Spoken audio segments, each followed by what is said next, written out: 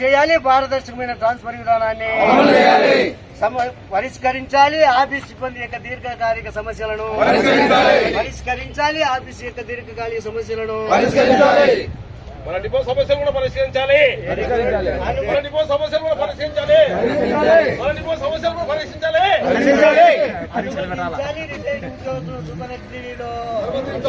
అనుమతించాలి. Retired ఉద్యోగస్తులను super లగ్జరీలో ఇది సోదరులారా, వీటి మీద మనం రాష్ట్ర నాయకత్వం అనేక విధాల మేనేజ్మెంట్ చర్చలు జరిపి విఫలమైనప్పటికీ లాస్ట్ మనం రోడ్డు మీద వేసి ధర్నా లేక నెట్టవేయబడ్డాం.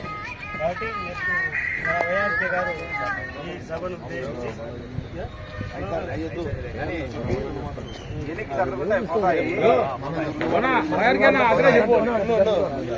ఈ సైడ్ ఎన్నికుంటే చాలు, నలగరిగితే పోతాయి పనులు. ఎన్నికుంటే చాలు.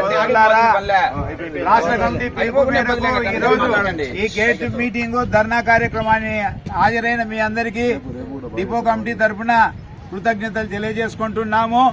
అలాగే రేపు కూడా రాష్ట్ర కమిటీ పిలుపు మేరకు ధర్నా కార్యక్రమం ఇదే సమయానికి ఇదే గేట్ దగ్గర జరుగుతుంది. ఆ కార్యక్రమంలో కూడా మీరందరూ ఇలాగే పాల్గొని విజయవంతం చేయాలని కోరుతున్నాము.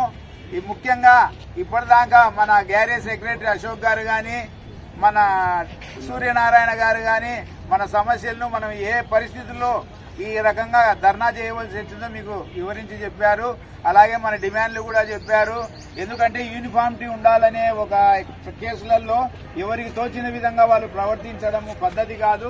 దీనికి ఒక గైడ్ లైన్స్ ఉండాలని 1/19 సర్కులర్ తీసుకొని వచ్చాము. కానీ దాన్ని తుంగలో దొక్కి ఇష్టానుసారంగా ఒక్కొక్కరు ఒక్కో రకంగా ప్రవర్తించడం అనేది మంచి పద్ధతి కాదు. దాన్ని ఇంప్లిమెంట్ చేయాలని పలు దఫాలుగా మనము ఎండీ గారితో, తర్వాత డిపిటిఓ గారితో, ప్రతి ఒక్కరితో ప్రతి రీజియన్లో కూడాను పలు సమావేశాల్లో మనం విన్నవించడం జరిగింది. అలా విన్నవించుకున్నప్పటికీ కొందరు పాటించుతున్నారు, కొందరు పాటించకుండా పెడతేమన్నా పెట్టి కార్మికుల ఇబ్బందులకు గురి చేయడము అందరికీ తెలిసిన విషయమే. మన డిపోలోనే కొన్ని పనిగా వస్తున్నాయి, కొన్ని నెగిటివ్ గా వస్తున్నాయి. సేమ్ ఈ డియో బ్యాక్ ఆఫ్ లా అనేది వైలేట్ అవుతుంది. ఇక్కడ గైడ్ లైన్స్ పాటిస్తే ఇటువంటి సమస్యలు ఏమి రావు. అది మన అనుభవపూర్వకంలో జరిగింది కాబట్టి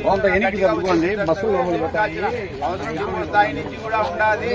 అలాగే నైట్ అవుట్ అలవెన్సులు కానీ, తర్వాత ఓడీల విషయంలో కానీ ఒక్కొక్కరు ఒక్కొక్క రకమైన అభిప్రాయాలతో వాళ్ళ అజెండా అమలు చేయడం వల్ల ఐఆర్ ప్రాబ్లమ్స్ బాగా క్రియేట్ అవుతున్నాయి. ఇవన్నీ రాకుండా ఉండాలంటే మనము పారదర్శకమైనటువంటి విధానాన్ని అవలంబించాల్సిన అవసరం ఎంతో ఉందని మనం